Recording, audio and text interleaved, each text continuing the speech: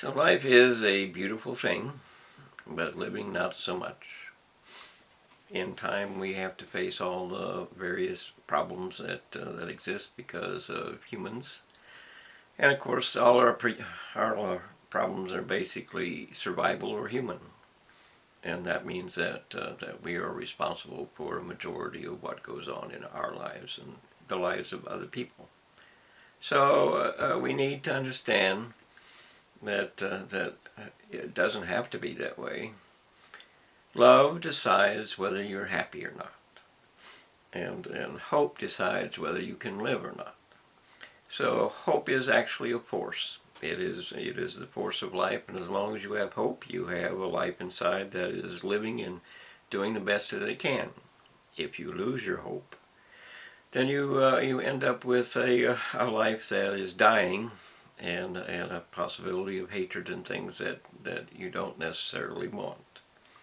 So we have to understand that that hope is something that we have to search for. It's not something that you're given, you have to search for it. It's a truth, and every truth is a passage, and every passage leads somewhere. So if you want to journey into whatever it is that you want, that will be the sign of an animal, because animals are unable to see the future beyond what they want. And of course, if you journey into love, you will accelerate the passage into what is family, and what is truth, and what is passion, and what is value and respect, and everything that life has to offer, and that all results in peace and harmony and happiness. But of course, if you prefer hate, you can then just simply descend into the grave. That is, everybody is at fault, and everybody is your enemy, and everybody is worthless, and you judge them all, and so on. So we have to understand that there are choices to be made, and every truth has a consequence. And of course, every truth has a consequence. Is a very, very big thing as far as your identity goes. Your identity is what your truth is.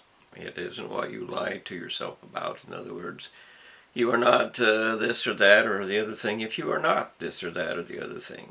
You can't take over someone else's life. You just can't do that, because it's not your life to take. And if you try, of course, you will fail.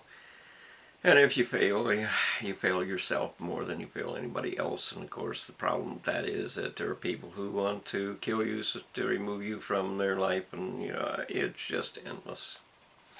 So the end result is that truth decides what is or is not your destiny.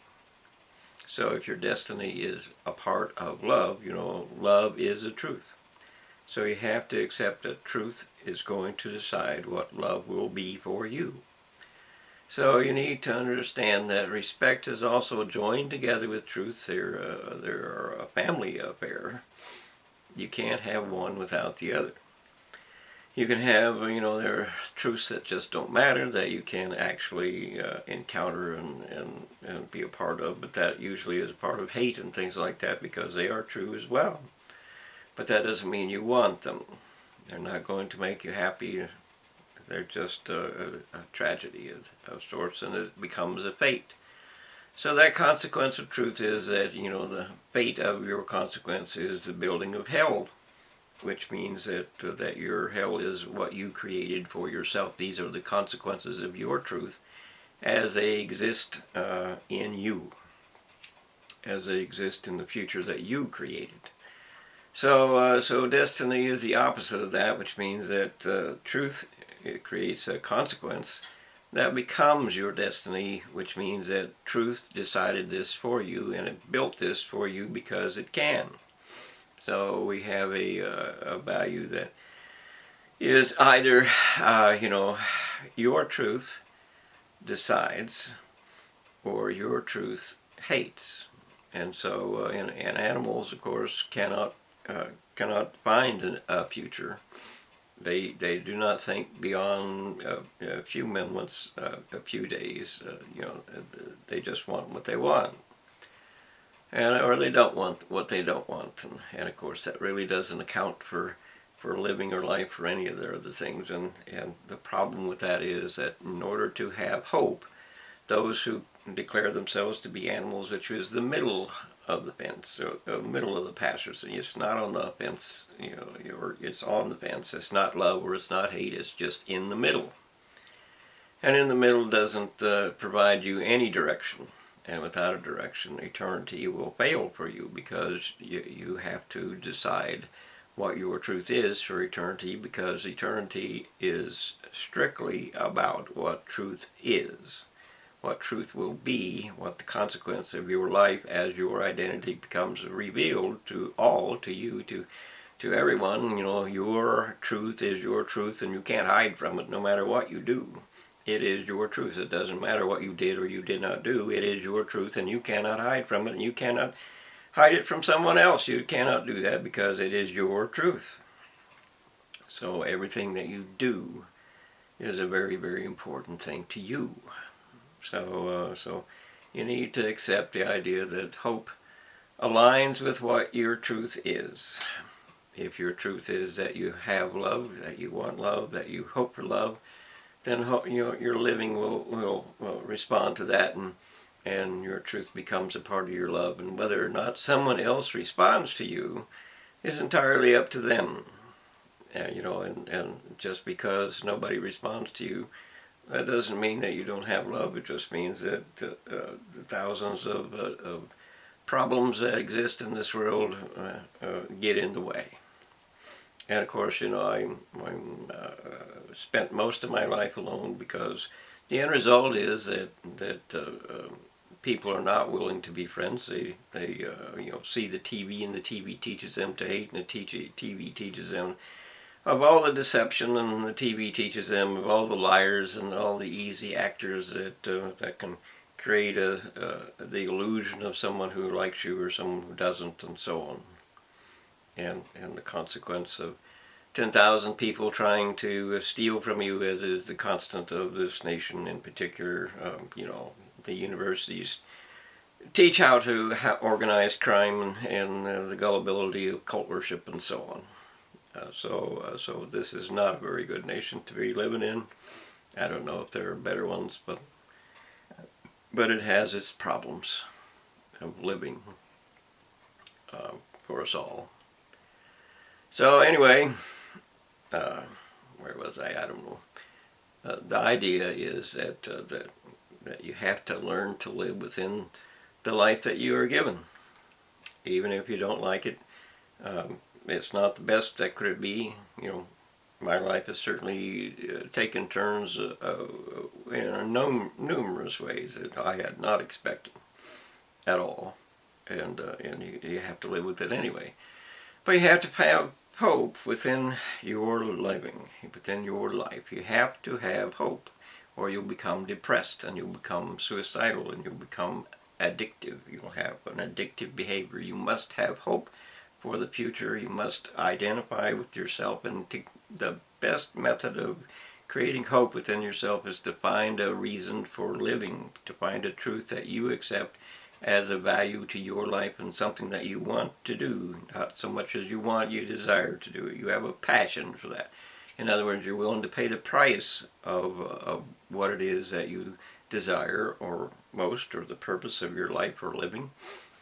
My purpose has been for a lifetime that this world cannot die without a fight, that life cannot be mutilated without a fight, that we cannot all be incinerated without a fight. I mean, there's countless threats that exist that have to be dealt with, and you can't walk away from that, or at least I can't walk away from that, because the end result is that the world is dying, or the world is going to die.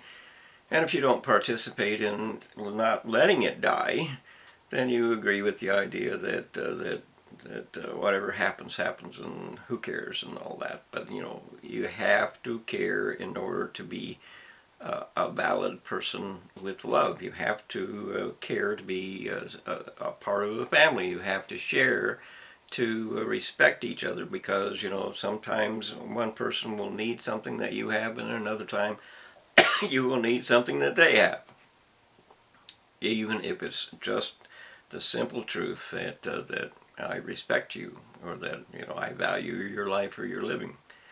And unfortunately, people gossip about each other, which means they create ridicule about each other. And one of the things that really stands out as far as my lifetime goes is that both of my parents asked for, what is it? How did they stand up to the scrutiny of a Bible? And they both thought they were, extra special, perfect kind of thing. And I told them, we're not quite so perfect. This is what the Bible actually says. And having told them that, they encountered, the problems of an inner voice inside, which lead them to hate and to gossip and to believe the things that other people are doing, and to decide and judge, and all the things that create troubles, because their response was to run the other way. I had nothing to do with it other than telling them what the Bible actually said about their lives, and it wasn't bad. It was just, you're not as perfect as you think. And that should have been, or I thought that would be, a simple case of well, change a little bit and improve a little bit, and you'll be where you want to be. But no, they didn't want to do that, neither one. And the end result, of course, is that they find fault with me, and trying to create fault in me, and all of those things that come with trying to be the superior one, as all pride does. Pride is essentially, I want to be the superior one. And of course that makes life into a game, and then you have to win or you have to lose, and so on and so on. But the inner voice that drives people to this point or that point or the other point is a participation in the world. The world has a view, and you accept that into your life. TV has a view of life, and books have a view, and everything has a view of what it is that life means to the world. And your inner voice is all of those things together that shuffle in and try to influence you by creating the expectation of what the world thinks. It's not you. It's whether or not you accept an inner voice. And of course, I had to experience that somewhat too.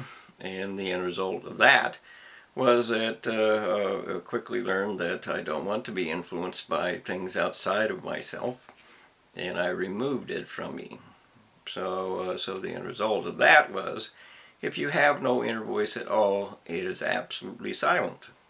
There is nothing inside that's going on whatsoever. There's nothing, talking to you. You can be quite alone in those situations. And then after a week or so, I don't remember how long, I decided to let a little bit of the inner voice back in. Not so much as no inner voice regarding what other people think, no inner voice, no media, no books, none of that.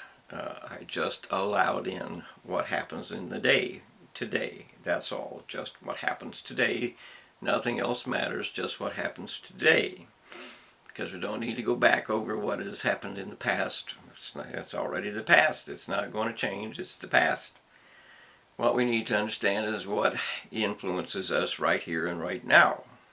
So don't be fooled by the TV, which tells you that your inner voice is just your inner voice that helping you make decisions and all that crap. It's not. It's not so. That inner voice is what the world is telling you to believe, to fear, to obey, whatever it is. It's what has the world done to you? What have you allowed the world to do to you? And what are you going to do with the things that the world expects of you, and things like that. So in other words, if you remove that, then you have to make decisions for yourself. And it's very, very important that you make decisions for yourself, because it is your truth, and your truth decides your eternity. And eternity is a very, very important thing. So you need to accept the fact that you are responsible for your inner voice. You are responsible for how you see people, and you're responsible for your pride. My parents, they were influenced by their pride. And of course, then they influenced other people who became influenced by their pride, and so on and so on. So you have to be very, very careful about what you do.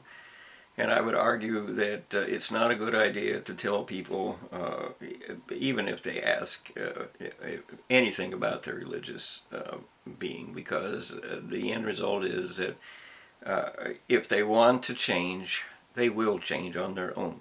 It's not something that you need to tell them, because even if you think that's going to help them, it's not, because pride gets in the way, inner voices get in the way, and things